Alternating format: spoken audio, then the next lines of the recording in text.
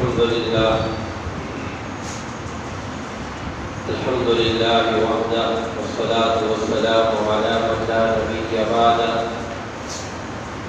ولا رسول بعده ولا معصوم بعده صاحب التاج والمعراج سيد الإنس والجنات محبوب رب الأرض والسماوات الذي اسمه مكتوب في الإنجيل والتوراة أرسله بالحق بشيرا ونذيرا وداعيا إلى الله بإذنه وسراجا منيرا أما بعد فأعوذ بالله من الشيطان الرجيم بسم الله الرحمن الرحيم وهذا كتاب أنزلناه مبارك قال النبي صلى الله عليه وسلم إن الله يرفع بهذا الكتاب أقواما ويضع به آخرين صدق الله مولانا العظيم إن الله وملائكته يصلون على النبي يا أيها الذين آمنوا صلوا عليه وسلموا تسليما اللهم صل على محمد في أول كلامنا اللهم صل على محمد في أوسط كلامنا اللهم صل على محمد في آخر كلامنا میرے محترم بھائیوں بزرگوں اور دوستوں، اللہ رب العزت کا بہت بڑا فضل کرم اور احسان مجھ اور آپ پہ، اللہ رب العزت کی توفیق سے اور اللہ رب العزت کی مدد شامل حال ہو کر ایک عظیم عبادت جو سال میں ایک مہینہ وہ مسلمانان عالم ادا فرماتے ہیں، تراویح کی نماز، اور اس میں ایک مرتبہ قرآن مجید کا ختم کرنا، یہ مستقل ایک سنت عمل ہے۔ تراویح یہ بھی مستقل ایک سنت ہے، سنت مؤکدہ، نہیں پڑھیں گے تو گناہ ہے۔ بعض سنت ایسے ہیں، سنت غیر مؤکدہ، پڑھ لیا تو ثواب ملے گا، نہیں پڑھا تو عذاب نہیں ہے، گناہ نہیں ہے۔ لیکن بعض سنت جیسے سنت مؤکدہ کہتے ہیں، تو اگر پڑھ لیا تو ثواب ہے، ذمہ داری ادا کر دی، اور اگر نہیں پڑھی تو وبال جان بنے گا، وبال عذاب بنے گا، گناہ کیا۔ اور پھر تراویح میں، یہ تراویح کی جو نماز ہے یہ مسلمان مرد اور عورت پر یہ واجب ہے۔ عورتیں گھر میں پڑھیں گی تنہا، مرد پڑھیں گے مسجد میں باجماعت۔ یہ پورے سال ایک مہینہ کی عبادت ہے۔ کتنے مہینے کی؟ ایک مہینہ کی۔ لیکن میرے بھائی، یہ جتنا بھی یہ انسان اعمال کرتا ہے تو یہ اپنی قابلیت سے نہیں کرتا۔ اگر میں نے ادا کیے تو یہ مجھ میں کوئی کمال نہیں تھا، یا اگر آپ لوگوں نے پڑھی ہے تو یہ آپ لوگوں میں کمال نہیں تھا۔ میرے بھائی، یہ اللہ کی مدد اور اللہ کی توفیق سے ہوا، اور اس پر ہم جتنا بھی شکر ادا کرے کم ہے، جتنا بھی شکر ادا توفیق دی مسجد میں، اور یہ جتنے بھی یہ اعمال ہیں، چاہے وہ نماز کی شکل میں ہے، چاہے وہ روزے کی شکل میں ہے، چاہے وہ قرآن کی تلاوت کی صورت میں ہے، چاہے وہ تراویح کی نماز کی صورت میں ہے، چاہے وہ صدقہ و خیرات ہے، چاہے وہ جتنے بھی نیک اعمال ہیں، یہ اللہ کی فضل سے ہوتے ہیں اور ایمان کی طاقت سے ہوتے ہیں۔ اب جتنا ایمان میں طاقت ہوگی اور جتنی ایمان میں قوت ہوگی، اتنا اس کے لیے اعمال کرنا آسان بنے گا۔ اور اگر ایمان میں ضعف ہوگا اور ایمان میں کمزوری ہوگی تو تراویح تو سنت مؤکدہ ہے، وہ فرض نماز کا پڑھنا بھی انسان کے لیے مشکل ہو جاتا ہے۔ یہ فرض نماز پڑھنا، یہ سارا اصل میں یہ ایمان کی طاقت ہے۔ اب جب جتنا ایمان میں قوت ہوگی، اب ایک آدمی ہے نا، اس میں جتنی قوت ہوگی وہ اتنا ہی بوجھ اٹھائے گا۔ اٹھاتے کہ نہیں اٹھاتے؟ اب ایک کمزور آدمی ہے، وہ 5 کلو کا وزن بھی نہیں اٹھا سکتا، لیکن ایک آدمی وہ قوت والا ہے، طاقت والا ہے، تو وہ من بھی اٹھا دے گا، 2 من بھی اٹھا دے گا۔ تو میرے بھائی یہ اعمال جتنے بھی ہیں، یہ ایمان کی طاقت سے ہوتے ہیں۔ کیسے ہوتے ہیں؟ ایمان کی طاقت سے۔ اب اس میں اب ہم سارے بیٹھے ہیں، اب اسی پر میں نے اپنے ایمان کو ٹٹولنا ہے، اسی پر میں نے اپنے ایمان کو وہ تولنا ہے، اس ترازو میں رکھنا ہے کہ میرا جو یہ ایمان ہے یہ کس سطح کا ہے۔ اب مجھے بھی پتا چلے گا، آپ لوگوں کو بھی پتا چلے گا کہ یہ میرے ایمان میں کتنی طاقت ہے اور کتنی کمزوری ہے۔ اور آپ یہ ایک پیمانہ ہے، ایک ترازو ہے کہ میرا ایمان مجھے روزہ رکھنے پہ مجبور کرتا ہے یا نہیں کرتا، میرا ایمان مجھے مسجد میں باجماعت نماز پڑھنے پہ مجبور کرتا ہے یا نہیں کرتا۔ اب یہ میرے سوچنا ہے کہ میرا ایمان کس سطح کا ہے، کہ آیا میں روزے رکھ رہا ہوں یا نہیں رکھ رہا، میں اللہ کے حکم کو پورا کر رہا ہوں کہ نہیں کر رہا، میں نبی کریم صلی اللہ علیہ وسلم کے سنت طریقوں پہ عمل کر رہا ہوں یا نہیں کر رہا۔ یہ ابھی مجھے اپنا ایمان بتائے گا کہ میرا یہ ایمان کس سطح کا ہے۔ اصل تو میرے بھائی ایمان ہے، ایمان جو میرے بھائی ایمان کا یہ اتنا قیمتی جوہر ہے کہ ایمان کے ایک ذرے کا کائنات کی ساری چیزیں اس کا مقابلہ نہیں کر سکتی۔ اگر ایک آدمی، حدیث میں آتا ہے کہ اگر ایک آدمی ایک ایمان کا ذرہ بھی لے کر اس دنیا سے رخصت ہو گیا تو یہ آدمی جہنم میں نہیں جائے گا۔ ہاں، اتنی قیمتی دولت ہے یہ ایمان کی دولت کہ ایک آدمی ایمان کا ایک ذرہ بھی لے کر چلا گیا، یہ آدمی جہنم میں نہیں جائے گا۔ اور جو آدمی تکبر کرتے ہوئے اس دنیا سے رخصت ہو گیا، یہ جنت میں نہیں داخل ہوگا۔ تو اب یہ سوچنا ہے کہ میرا ایمان کس سطح کا ہے، یہ نفس کا کتنا مقابلہ کر رہا ہے۔ آج ہم سارے نفس کے غلام بنے ہوئے ہیں۔ تو اسی لیے میرے بھائی یہ آج ہم پہ یہ مختلف عذاب ہیں، کبھی وبائیں ہیں، کبھی سیلاب ہے، کبھی کارسازی ہے، کبھی مہنگائی ہے، یہ ساری اسی سلسلے کی کڑیاں ہیں۔ آپ دیکھیں یہ جتنے بھی فیصلے ہو رہے ہیں یہ اوپر سے آتے ہیں۔ کہاں سے آتے ہیں فیصلے؟ اوپر سے آتے ہیں، ٹھیک ہے۔ اب یہ جو اوپر سے جو فیصلے آتے ہیں اس کا مدار نیچے سے اعمال پر ہے۔ اب جو ہمارا عمل ہوگا اوپر سے اسی کے مطابق فیصلے آئیں گے۔ آپ دیکھیں، آپ اگر زمین سے آسمان کی طرف پتھر پھینکیں گے تو یونس صاحب اوپر سے کیا آئے گا؟ پتھر آئے گا یا گلاب کا پھول آئے گا؟ پتھر آئے گا، ٹھیک ہے نا۔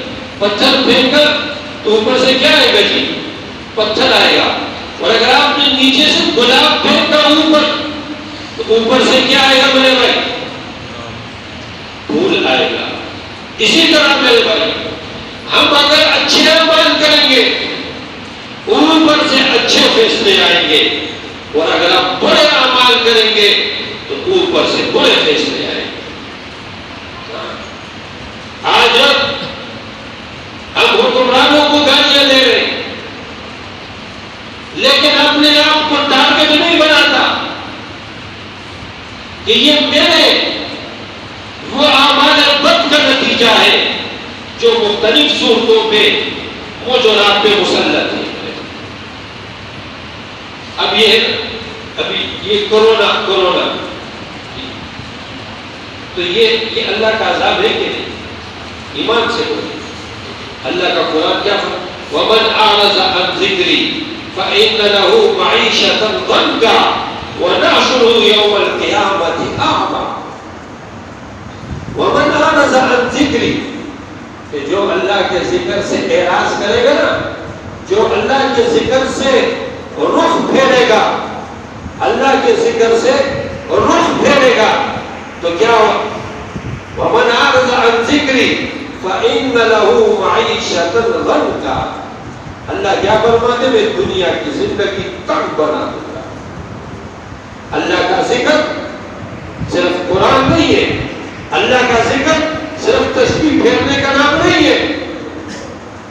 اللہ کا ذکر قرآن ہے، اللہ کا ذکر اللہ کی بات کو ماننا، اللہ کے حکموں پر زندگی کو گزارنا، نبی علیہ السلام کے طریقوں پر زندگی کا گزارنا، یہ ذکر ہے۔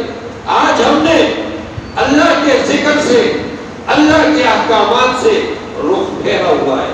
اللہ نے دنیا کی زندگی کو آج تنگ کر کے رکھ دیا۔ آج ہم کہتے بیماری ہے، اس بیماری کا کوئی انکار نہیں کرتا، شریعت میں احتیاطی تدابیر بھی ہے کہ وبا ہو اس کی جو احتیاطی تدابیر ہیں وہ کرنی چاہیے، لیکن اصل میں میرے بھائیوں میں اگر ماسک پہنوں وہ پہننا چاہیے، احتیاطی تدابیر ہے، لیکن اصل میں میرے بھائیوں اصل میں مسلمان اپنے آپ کو بدلنے کے لیے تیار نہیں ہے، بدلنے کے لیے اپنی زندگی کو بدلنے کے لیے تیار نہیں ہے۔ میں ایک کی بجائے 10 ماسک لگا لوں، 6 فٹ کی بجائے 6 میل کے فاصلے پہ کھڑا ہو جاؤں، لیکن میں گناہوں کی زندگی سے توبہ طائب نہیں ہوتا، خدا کی قسم اللہ کا عذاب اسی طرح مسلط ہوتا رہے گا۔ جب تک مسلمان اپنے آپ کو گناہوں کی زندگی سے اور گناہوں سے توبہ طائب نہیں ہوگا، اسی طرح، اور اس سے حدیث میں آتا ہے کہ جب زنا عام ہو جائے، زنا عام ہو جائے، بے حیائی عام ہو جائے، بے پردگی عام ہو جائے، اللہ پاک ایسی بیماریوں کو مسلط کریں گے کہ انسان کو نام بھی نہیں آئے گا اس سے۔ آج آپ دیکھیں مسلمان اپنی زندگی بدلنے کے لیے تیار نہیں ہے، مسلمان مسجد میں آنے کے لیے تیار نہیں ہے۔ اللہ نے بیت اللہ کے دروازوں کو بھی بند کر دیا، حرمین شریفین کے دروازوں کو بھی بند کر دیا۔ دوسرا سارے کوئی جا رہے ہیں حج کے لیے، کون رویا ہے اس کے لیے؟ کس نے استغفار کی ہے اس کے لیے؟ اور نہ مسلمان استغفار کے لیے تیار ہوتا ہے۔ اسی طرح مسجد ویران ہے، وہ بھائی آ رہی ہے، کوئی مسجد میں آنے کے لیے تیار نہیں کہ مسجد کھچا کھچ بری ہو کہ اللہ ہم سے ناراض ہے، ہم اللہ کو منانے کے لیے مسجد میں جائیں گے، کوئی آنے کے لیے تیار نہیں۔ جھوٹ بولنے سے کوئی بھی توبہ نہیں کرتا، لڑائی جھگڑے ہم میں ہے، گالی گلوچ ہم میں ہے، کینہ بغض حسد ہم میں ہے، زنا ہم میں ہے، شراب نوشی ہم میں ہے، دھوکہ فراڈ ہم میں ہے، دنیا جہان کی برائیاں ہم میں ہے، لیکن کوئی اس سے توبہ طائب ہونے کے لیے تیار نہیں۔ نہ عورتیں اپنی زندگی کو بدلنے کے لیے تیار ہے، نہ مرد اپنی زندگی کو بدلنے کے لیے تیار ہے۔ رونا رو رہے کورونا کا۔ میرے بھائی جب تک مسلمان توبہ تائب نہیں ہوگا، استغفار نہیں کرے گا، میرے بھائی اللہ پاک اس وقت تک کسی قوم کی حالت کو نہیں بدلتے جب تک وہ اپنی حالت کو بدلنے کی کوشش نہ کرے۔ قرآن کی آیت ہے کہ جب تک مسلمان اپنی حالت کو نہیں تبدیل کرے گا اس وقت تک اللہ پاک مسلمان کی حالت کو، اس قوم کی حالت کو نہیں تبدیل کرے گا۔ کس پہ فکر ہے؟ کون فکر کر رہا ہے اس کے لیے؟ کون ہے؟ نبی کے سنت کہ جنازہ ہم نکال رہے ہیں، نماز ہم نہیں پڑھتے، روزہ ہم نہیں رکھتے، قرآن کی تلاوت ہم نہیں کرتے، 24 گھنٹے گزر جاتے ہیں اللہ کا ذکر ہم نہیں کرتے، درود شریف ہم نہیں پڑھتے، گناہوں سے ہم توبہ طائب نہیں ہوتے، اور نبی کے سنت کے جنازے ہم نکال رہے ہیں۔ کون ہے جو کہے کہ میں نبی کی سنتوں کو آج سے اپناؤں گا؟ جب تک ہم حالات نہیں بدلیں گے میرے بھائیوں، اس سے بدتر حالات ہم پہ آتے رہیں گے۔ اور میرے بھائیوں، موت کا کچھ بھروسہ نہیں۔ اب یہ رمضان ہے، اللہ کی طرف سے مہمان مہینہ، آج 20 دن ہو گئے۔ یہ اللہ کا مہمان مہینہ کتنے دن ہو گئے میرے بھائی؟ آج 20واں روزہ تھا نہیں، وہ آخری عشرہ بھی شروع ہو گئے۔ آج تاکرات ہے، آج کیا ہے؟ آج تاکرات ہے۔ اللہ کرے، اللہ کرے آج لیلۃ القدر والی رات۔ نبی علیہ السلام نے کیا فرمایا کہ لیلۃ القدر والی رات اس کو تلاش کرو آخری عشرے کی تاکراتوں میں، 21ویں شب، 23ویں، 25ویں، 27ویں اور 29ویں۔ جو خوش قسمت اعتکاف میں بیٹھے ہیں اور تو اللہ کے گھر میں ڈیرا ڈالا ہوا ہے، ہاں یہ خوش نصیب آدمی ہے، یہ تو 10 دن بیٹھے ہی اللہ کے در پہ۔ بھائی میں اور آپ بھی آخری عشرہ شروع ہو جاتا تھا رمضان کا، آقا دو جہاں، امام الانبیاء، خاتم الانبیاء، وجہ کائنات، جس کے لیے اللہ نے اس کائنات کو سجایا، معصوم ہے، بخشے بخشائے ہے، اللہ کے لاڈلے، اور اللہ نے جس کی قسم قرآن میں کھائی ہے وہ نبی، میرے اور آپ کا نبی حضرت محمد مصطفیٰ صلی اللہ علیہ وسلم، آخری عشرہ شروع ہو جاتا قبر مبارک کو کس دیتے تھے، بستر کو اپنا لپیٹ دیتے تھے، ساری رات اللہ کی عبادت میں گزارتے تھے، اور اپنی گھر والوں کو بھی جگاتے تھے، اپنے اہل و عیال کو بھی جگاتے تھے، ساری رات اللہ کی عبادت میں۔ میرے بھائی وہ بخشے بخشائے، وہ بخشے بخشائے نبی، وہ عبادت کا یہ حال میرے بھائی، اور میں اور آپ ہم رمضان میں اور زیادہ زور دیتے ہیں نیند کو۔ نیند کا کیا ہے؟ دورانیہ بڑھ جاتا ہے رمضان میں۔ تو میرے بھائیوں، زندگی کا کچھ بھروسہ نہیں۔ کتنے ہمارے دوست جوان ساتھی ہمارے، کتنے ہمارے بزرگ پچھلے رمضان میں ہمارے پاس تھے، لیکن یہ رمضان ان کو نصیب نہیں ہوا۔ اللہ رب العزت نے مجھ اور آپ کو یہ موقع دیا ہے، وہ یہ 10 دن باقی ہے میرے بھائی۔ کتنے دن باقی ہے؟ یا 10 ہے یا 9 ہے۔ تو میرے بھائیوں، تو اس میں کیا کریں گے؟ آپ نیند زیادہ کریں گے یا عبادت زیادہ کریں گے؟ اور میرے بھائی، نیند کم ہو، مسجد کے ماحول میں جڑ جائیں، اور 3 کام زیادہ کریں۔ 3 کام آخری 10 دنوں میں۔ میں نے جمعے میں بھی یہ کہا تھا کہ ایک تو دیکھیں یہ لیلۃ القدر کی آخری 10 راتوں میں ہے نا جی، ان 10 راتوں میں روزانہ ہم روزانہ کیا کریں؟